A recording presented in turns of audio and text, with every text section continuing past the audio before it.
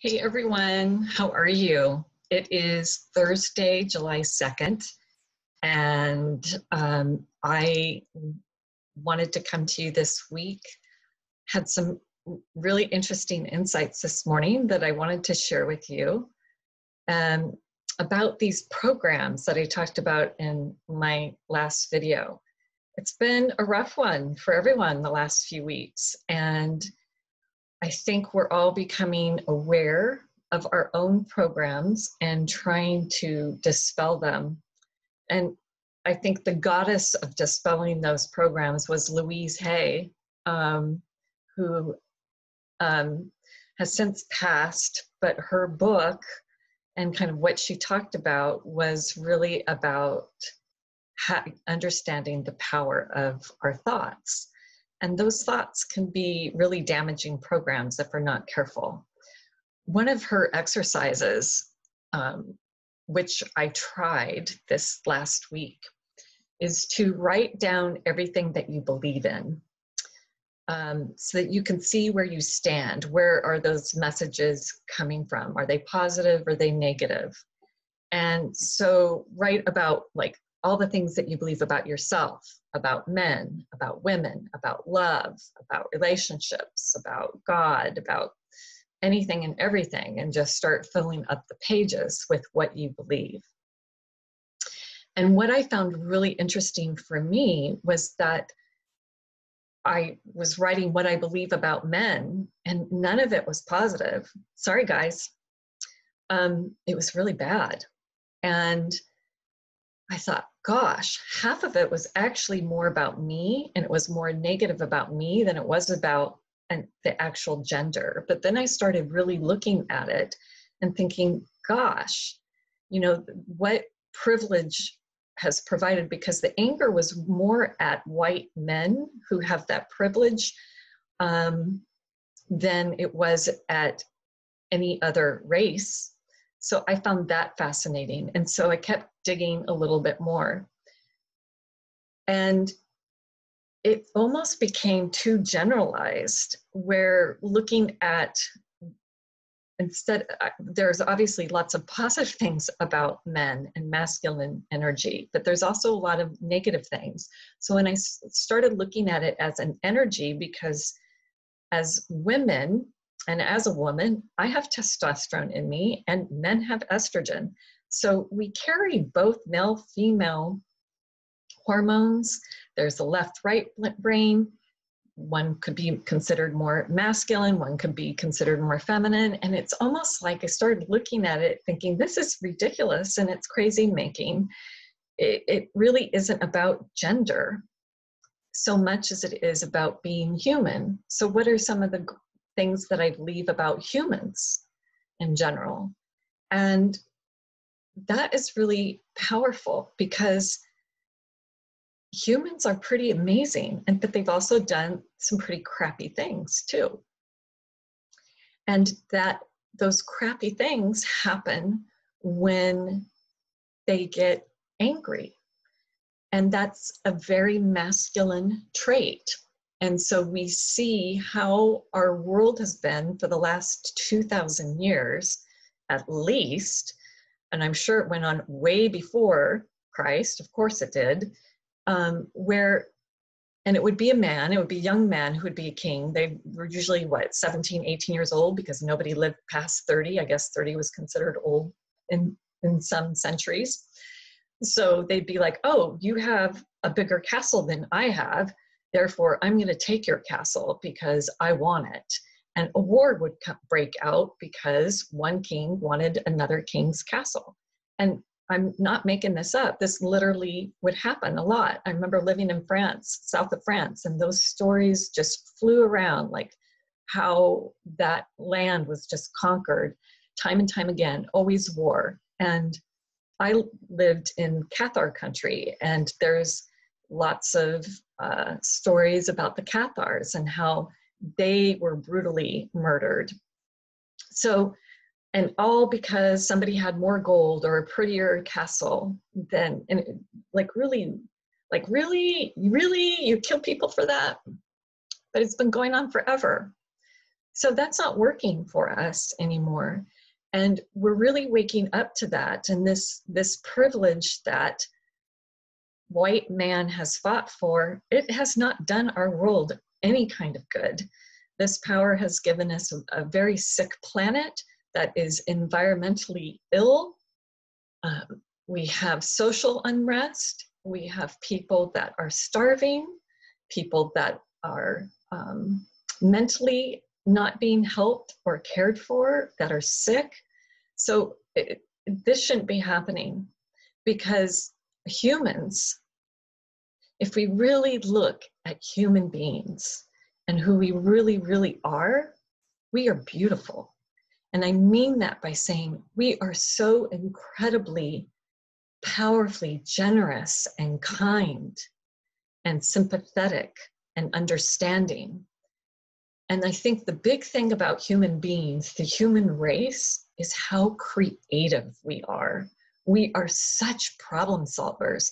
I mean, think about everything and anything that you have in your life, and it was created by somebody who had the idea to solve a problem, whether it's the toilet that you use, or running water, or whether it's the lovely foam pad that you use for sleeping, or the yoga mat. Whatever it is, somebody created it and solved the problem. And that's what humans do. They solve big issues and small issues. And we are just innately creative, problem-solving beings. And we can use that to help and care for all the animals, the plants, the insects, everything else that lives on this earth. We are not better than them, but we have the ability to really care for them more consciously. So that's the beauty of humans. And it's really not about gender. It's not about men against women, and it's not about black against white. It really is a human quality. And when we fight, when there's division, when there's anger and animosity that starts happening, it becomes a cancer, and then it spreads like wildfire. And it can be the complete destruction. So we can go to that if we choose. But what came forward this morning very strongly was that the anger that you feel is a sign. And it's your warning. It's a warning that your belief system is off. Because when you get angry, there is only one reason for that anger. There's actually another one, which I'll talk about, but it's a warning to you. Your anger is definitely the feeling, a right feeling to feel, but it's a warning that your belief system has been triggered. So whatever caused you to get angry, let's say, for example, we'll take this king, like that was in France. There was a castle in south of France that he wanted. It was bigger, and so he went and created a war against the region and took the castle. So that is obviously, for him to be angry, that anger, his feeling, his whole idea was that that was his. That other person shouldn't have it, that was his. So his whole belief system was wrong. So when we feel angered because somebody has something better than us, then it's almost like we need to step back, because that's not the reality. Look at the expectations that you're setting for that person, for someone else. If you get angry at your wife or your husband because they do something stupid, or not so stupid, and that's because you've set an expectation for them. It's your belief that, and they've crossed the line on your own reality.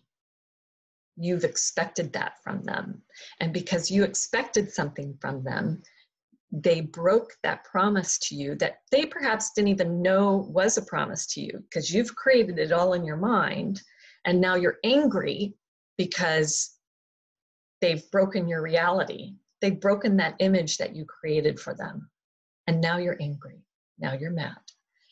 And I'm sure all of us can relate to this, because when have you never not been mad? And when we get angry at other people, it's because we have an expectation or a control on them, our own story about what they should be, who they should be, and how they should act. And many of us will act to others on the fear that they might get angry at us. Oh, well, they expect this of me, and so therefore I can't let them see who I really am, because then they'll get angry. Well, that's their issue. The anger is their issue. So it goes both ways. You have to live truthfully for yourself. And at the same time, when you get angry, you need to recognize that that is a perfectly okay human emotion, but it's a warning sign that your perception is off, that it's not reality. So that's when you have to stop and go, oh, I'm angry. Why am I angry? What about this did I expect from this person? How did I put these crazy ideas of what they should be for me? You know, you have no control over anybody else but yourself. There's other anger, which is the other anger is when you see people or animals being treated inappropriately, and you get angry and upset about that. And that's been coming up a lot too. There's a lot of anger and frustration for how people are being treated. That anger is also a warning sign to tell you to speak up. Because when you're silent, then you are accepting the illusion. So no matter what, anger is only a warning sign about illusion. And it's whether you need to check yourself, or it could be that you need to speak up.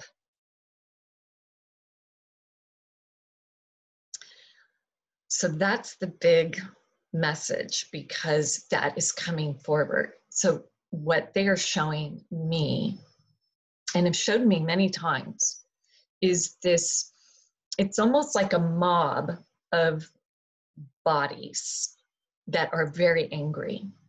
And it's almost like they're running and feeding off of each other. And it's just angry. It's an angry mob of people. But it's not a group, or it's not big enough to get out of control to where then it turns into a cancer and like dust, like lighting a match, done. We're not at that point. But they've told many times, go within, don't listen, don't fall into fear, don't fall into the trap of getting freaked out about what's going to be coming forward. And it's going to continue to get worse and get more volatile with more anger coming forward. You need to understand where the anger, what anger is meant to be, and how to deal with it. I actually looked up, we could do that right now. I looked up what is anger on Google, right? And what's really fascinating is that some people were saying the opposite of anger was pleasure or good humor. So I'm like, what? Are you kidding me? That needs to change. And what else? There were a lot of people that were saying, just answering questions about how to handle anger and what anger is. And it was, to me, really fascinating that we don't even know what anger is. When I'm looking at all these definitions, it's kind of like, no, that's really not it. So when you ask what the opposite of anger is, people really can't answer that question at all. And that's where I find so fascinating. The opposite of angry is feeling safe. That's one definition. The opposite of angry is love. Anger is okay. It's a warning sign. It's a warning sign that your whole perception is off. That's all it is. And if you feed into the anger, then it turns into hatred. So do you understand?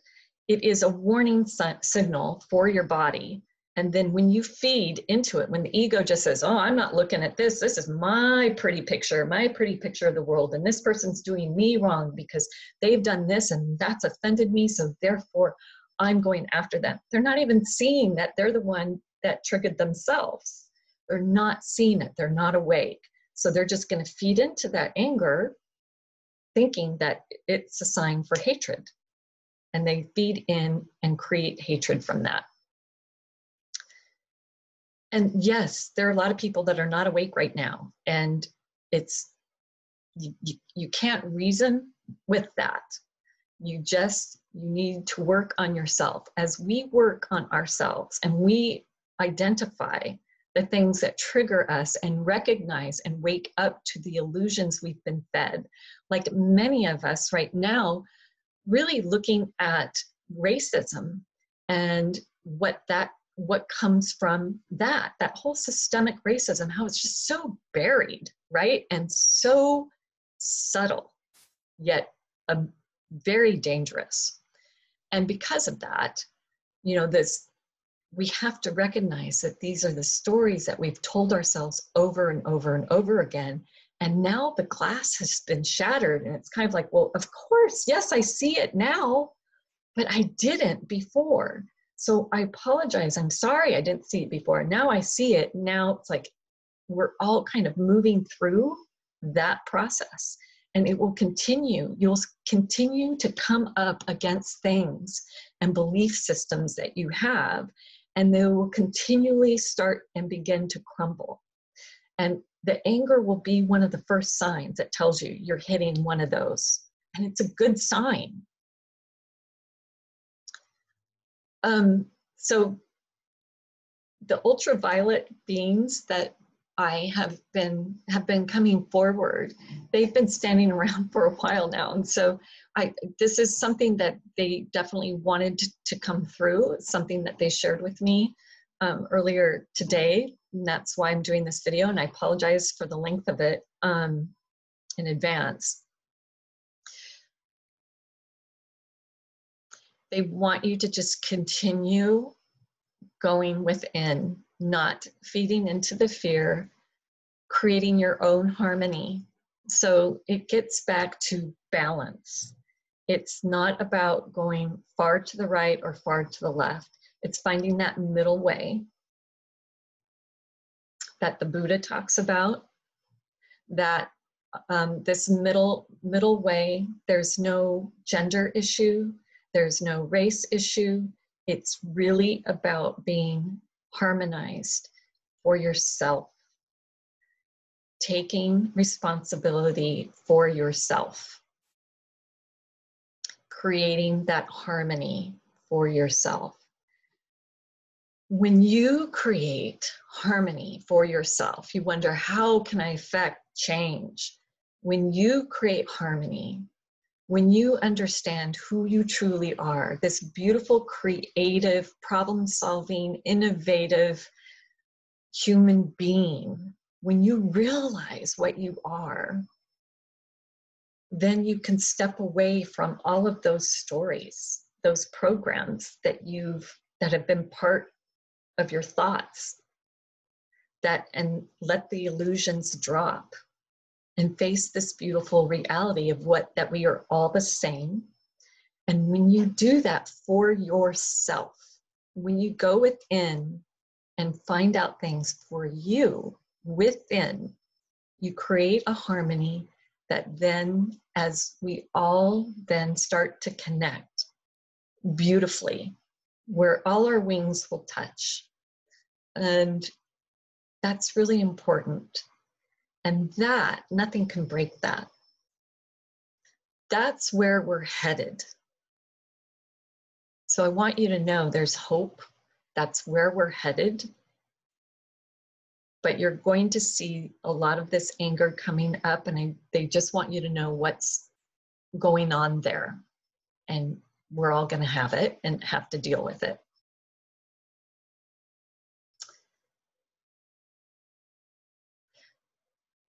And it's almost like it's almost like a lei of flowers around the earth. Like this is a good sign.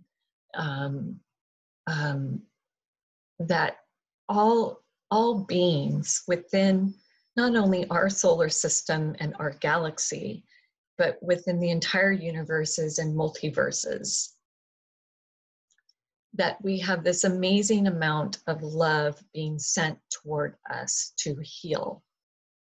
So we take care of the animals that we are blessed to have in our lives.